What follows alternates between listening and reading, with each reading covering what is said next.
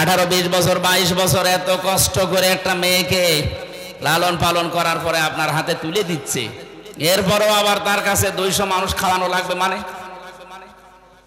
এই যে 20 বছর 25 বছর পর্যন্ত মেয়েটার পেছনে যে খরচ, তাকে লেখাপড়া করানো, খাওয়ানো, বলেন তো এর উপকার সারা জীবন তার বাবা মা একদিনও পাবে না? যত উপকার এখন থেকে সারা জীবন আপনি পাবেন।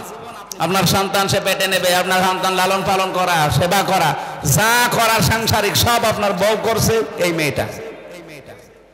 এত কিছু সারা জীবনের জন্য ফ্রি দেওয়ার পরেও ওকে দেখছে, তাই তো কত না। এরপরে আবার আপনাকে মানে 200 লোক খাওয়াতে হবে কোন কারণে? এই জন্য বরযাত্রীর সিস্টেম বাদ দেওয়া দরকার। যারা ছেলের বাবা আছেন এটা বাদ দেবেন তো।